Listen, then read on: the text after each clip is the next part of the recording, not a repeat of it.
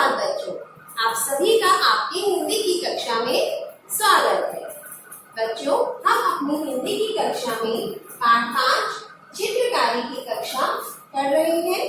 हमने पाठ में आए चित्र पर चर्चा की, पाठ में आई कविता का भी बखूबी मतलब हाव सहित गायन किया, उनसे जुड़े कठिन शब्द लिखे और प्रश्न उत्तर भी किए। हमने संयुक्त व्यंजनों को समझकर उनसे जुड़े शब्दों को भी लिखा। बच्चों, आज हम इन सभी कार्य की दोहराई करेंगे। तैयार हैं आप सभी? तो अपनी पाठ्य पुस्तक निकालिए और पाठ 5 चित्रकारी की कक्षा खोलिए। बच्चों, अपने पाठ 5 चित्रकारी की कक्षा में हमने सबसे पहले इस दिए गए चित्र पर चर्चा की थी और चित्र से जुड़े प्रश्नों के उत्तर किए थे। यह चित्र किस जगह का है? यह चित्र रसोई घर का है। चित्र में कौन कौन है? चित्र में आप इन्हें अंकल आंटी, मम्मी पापा, चाचा चाची कुछ भी लिख सकते हैं। हमने क्या लिखा था? माता पिता। चित्र में माता पिता हैं। वे क्या कर रहे हैं? वे खाना पका रहे हैं। वहाँ क्या क्या सामान रखा है? आपको इस चित्र में बच्चों क्या क्या सामान दिख रहा है? चूल्हा, कढ़ाई, कुकर, सब्जियां, चाकू, माइक्रोवेव, फ्रिज, चॉपिंग बोर्ड। आपके रसोई घर में क्या क्या सामान है? बच्चों, इसका उत्तर आपको स्वयं अपने शब्दों में लिखना था, अपने रसोई घर में देखकर कि आपके रसोई घर में क्या क्या सामान है। चलिए बच्चों, हम अब पाठ में दी गई कविता पढ़ते हैं। रसोई घर में चल रही थी एक अनोखी कक्षा। अनोखी का मतलब पता है ना आपको? इसका अर्थ क्या है? अलग, अनूठा मतलब अजीब सी। थाली करछी कर रहे थे सब रंगों की रक्षा। रक्षा मतलब बचाव। कटोरियों में भरा हुआ था रंग लाल और पीला। चित्र बनाने के श्रम में जुट गया पतीला। श्रम का अर्थ मेहनत। ज्ञानी चूल्हा सिखा रहा था सुंदर फूल बनाना। रंग भरने का ब्रश बना था बेलन एक पुराना। ज्ञानी का अर्थ समझदार। दंग रह गई जब देखी मैंने अनोखी यह चित्रकारी। बदला फर्श, बदली दीवारें, बदली थी रसोई हमारी। दंग का अर्थ हैरान। इस कविता का सार क्या था बच्चों? कि रसोई घर में एक अनोखी कक्षा चल रही थी। थाली करछी सब रंगों की रक्षा कर रहे थे।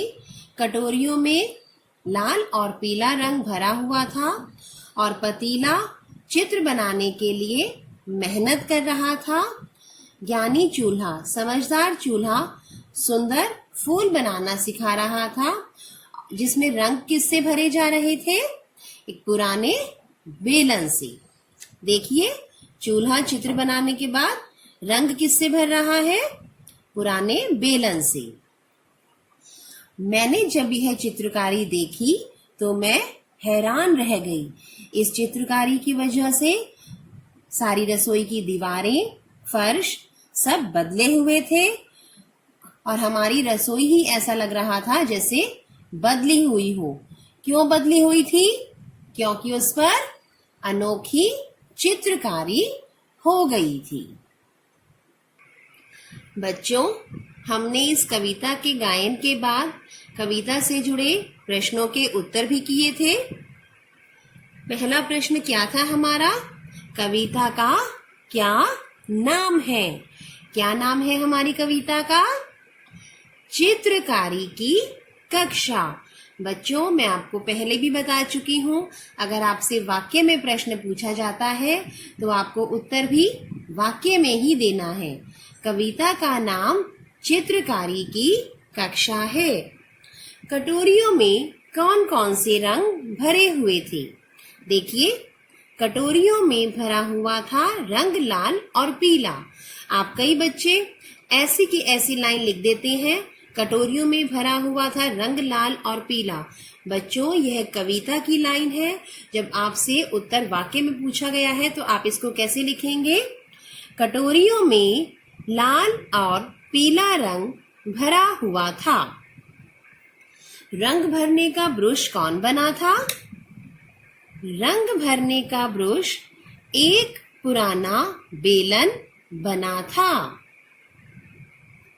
आपको चित्रकारी करना कैसा लगता है और क्यों? इसका उत्तर आप सभी ने बहुत अच्छे से दिया है और सभी को, काफी बच्चों को चित्रकारी करना अच्छा लगता है। मुझे यह देखकर बड़ा अच्छा लगा। और आपने क्यों लिखा? क्योंकि आपको रंग पसंद है, रंग बिरंगे चित्र पसंद है, इसीलिए आपको चित्रकारी करना अच्छा लगता है। शाबाश बच्चों। बच्चों, इस पाठ के अंतर्गत आप यह लाइन देख सकते हैं। ओह, ऐसा क्या? लाल और पीला रंग मिलाने से संतरी रंग बनता है। लाल और पीला रंग मिलाने से कौन सा रंग बनता है? संतरी रंग। चलिए देखते हैं कैसे बनता है। बच्चों, आप यहाँ लाल रंग और पीला रंग देख सकते हैं। यह लाल रंग है और यह पीला रंग। अब हम इन दोनों रंगों को मिलाएंगे और देखते हैं कौन सा रंग बनता है। देखिए, हमने पहले लाल रंग लिया, अब हम इसमें पीला रंग मिलाएंगे। यह पीला रंग है और अब देखिए यह कौन सा रंग बन गया?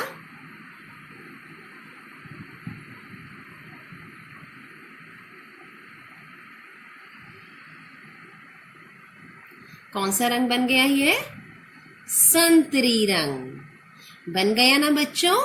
लाल और पीला रंग मिलाने से संतरी रंग बनता है। ठीक है, अब आप भी अपने घर पर दो रंग लेना। कौन से दो रंग लेंगे? लाल और पीला, और उन रंगों को मिलाकर देखना तो आपको भी दिखेगा, आपका रंग संतरी बन जाएगा। तो बच्चों, आपने देखा लाल और पीला रंग मिलाने से संतरी रंग बनता है। बच्चों, हमने आओ करे दो के दौरान कविता की पंक्तियां पूरी की थी, कविता को पढ़ा था और इन पंक्तियों को पूरा करा था। रसोई घर में चल रही थी एक अनोखी कक्षा, थाली करछी कर रहे थे सब रंगों की रक्षा। आओ करे 3 के अंतर्गत हमने संयुक्त व्यंजन पढ़े थे। क्ष, त्र, ज्ञ, श्र। ये व्यंजन संयुक्त इसलिए कहलाते हैं क्योंकि ये 2 व्यंजनों के जोड़ से बनते हैं। चलिए इनसे जुड़े कुछ शब्दों को पढ़ते हैं। क्ष, शिक्षा, शिक्षा। परीक्षा, परीक्षा।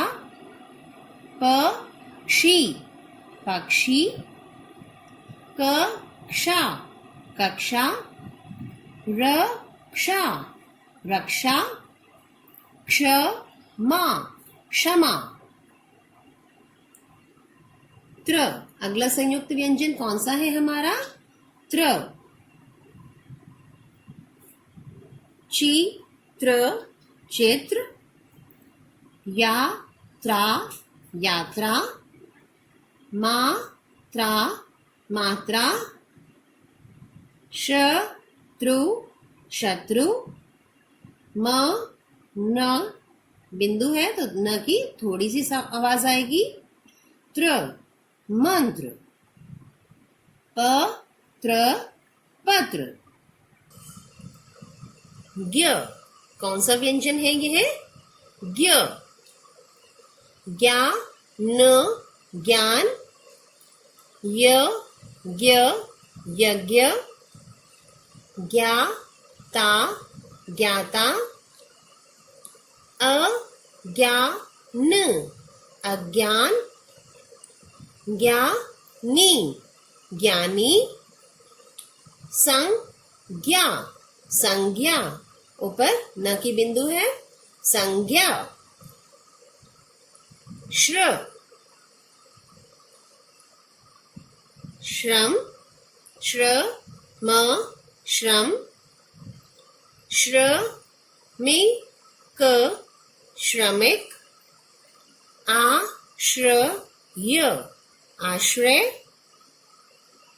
आश्रित आश्रित, आश्रम आश्रम, परिश्रम परिश्रम परिश्रम।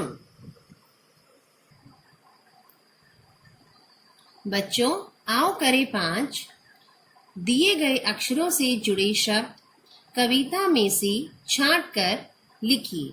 यह चारों संयुक्त व्यंजन आपको यहाँ दिए गए हैं, क्ष, त्र, ज्ञ, श्र। हमें इन दिए गए स्थानों पर कविता में इन व्यंजनों से जुड़े शब्द लिखने हैं। चलिए देखते हैं कौन कौन से शब्द इन व्यंजनों से जुड़े हुए कविता में हैं। क्ष, क्ष से जुड़े शब्द कौन कौन से हैं?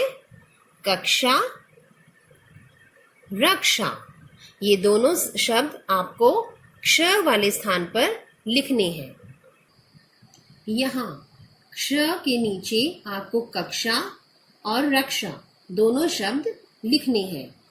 अगला व्यंजन कौन सा है? त्र। त्र से जुड़े कौन से शब्द हमारी कविता में दिए गए हैं? चित्र, चित्र। और यहाँ नीचे देखिए चित्रकारी। आपको सिर्फ चित्र नहीं लिखना, ये दोनों शब्द अलग अलग है। चित्र का अर्थ अलग होता है और चित्रकारी का अलग। तो आपको दोनों ही शब्द त्र वाले दिए गए स्थान पर लिखने हैं। यहाँ त्र के नीचे कौन से शब्द लिखेंगे आप? चित्र और चित्रकारी। अगला व्यंजन कौन सा है? ज्ञ। ज्ञ से जुड़ा शब्द हमारी कविता में ज्ञानी दिया गया है। एक ही शब्द है तो हम एक ही शब्द लिखेंगे, ज्ञानी। बच्चों ज्ञ के नीचे हम कौन सा शब्द लिखेंगे? ज्ञानी। अगला व्यंजन कौन सा है? श्र। श्र से जुड़ा शब्द श्रम हमारी कविता में दिया गया है, श्रम। तो हम यहाँ क्या लिखेंगे? श्रम श्रम।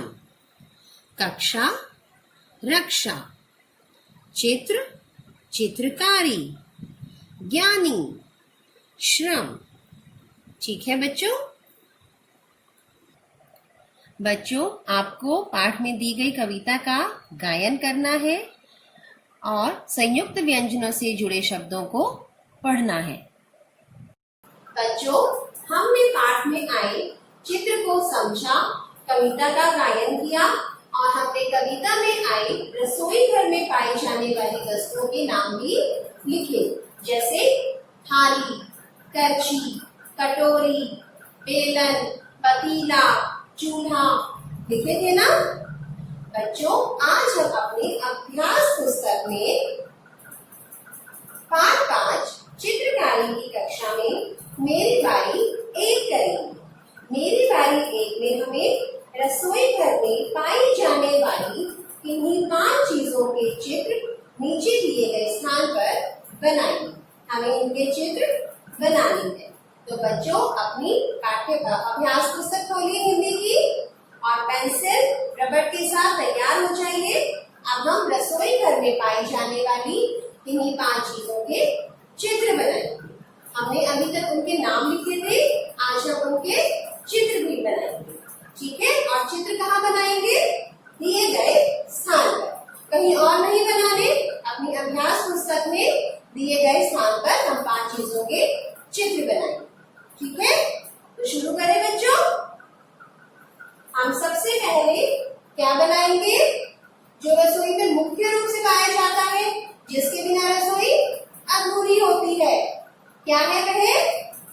चूल्हा, जिसे आप गैस स्टोव कहते हैं। ठीक है, चूल्हा, चूल्हे के बिना कुछ नहीं बन सकता, तो हम सबसे पहले चूल्हा बनाएंगे। चूल्हा कैसे बनाएंगे हम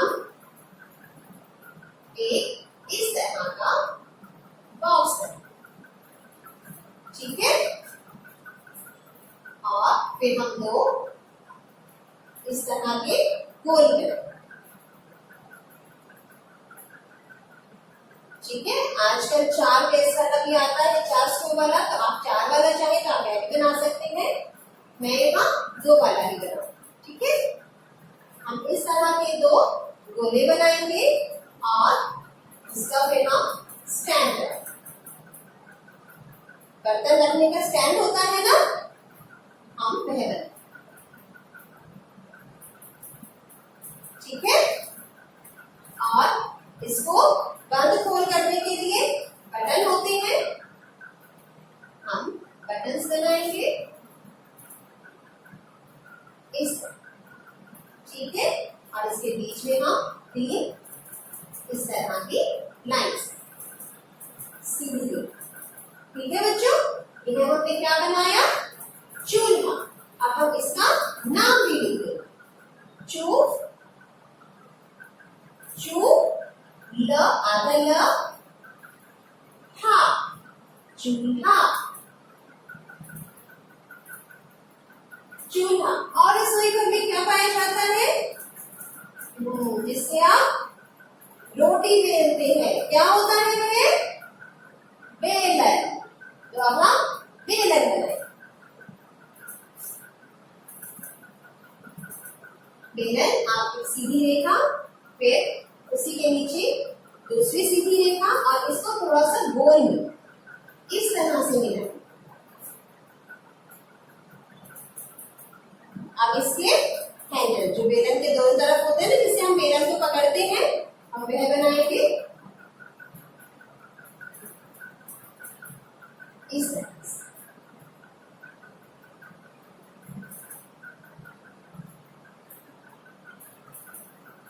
क्या है ये? बेलन। कैसे लिखते हैं? ब बे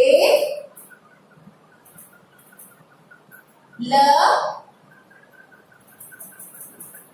न, बेलन। रसोई घर में पाया जाता है या नहीं? पाया जाता है, इससे ही मम्मी रोटी बनाती है ना। अब हम बनाएंगे चाकू, जिससे हम सब्जियां, फ्रूट सब काटते हैं। चाकू। चाकू हम कैसे बनाएंगे? एक सीधी रेखा, उसको इस तरह की तरफ से मिला। ठीक है, और यहाँ इस सीधी रेखा को और बढ़ाएंगे और इसे इस तरह से मिला। ठीक है, चाकू। अब इसके यहाँ हम थोड़ी छोटी छोटी सी लाइन्स लगा देंगे, जो इसके पहले पल को और बढ़ा देता है। चाकू। चाकू कैसे लिखेंगे? चा चा कू, क चाकू, क पर बड़े की मान, चाकू। ठीक है, आगे आगे हम क्या बनाएंगे? हमारे चूल्हे पर क्या रखा हुआ था? कढ़ाई। हम क्या बनाएंगे? कढ़ाई। कैसे? इस तरह का एक कर्व